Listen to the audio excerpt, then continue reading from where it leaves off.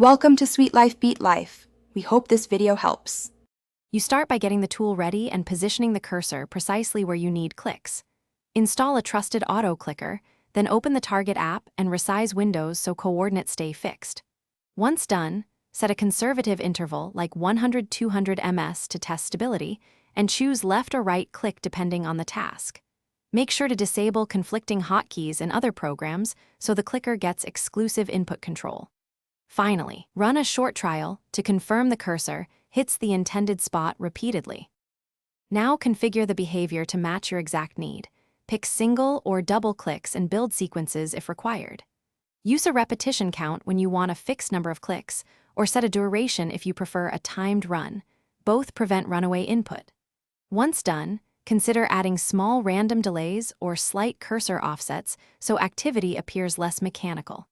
Make sure to map a clear start/stop hotkey you can reach without moving the mouse, and test on a short demo before scaling up for longer sessions.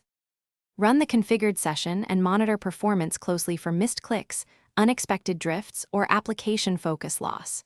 If you see misfires, stop immediately and lower the click rate or re-anchor the cursor by resizing the window.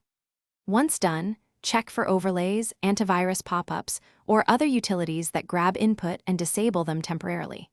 If problems persist, switch to a different click mode or add a small delay between actions. Make sure your start/stop hotkey works reliably so you can interrupt any session.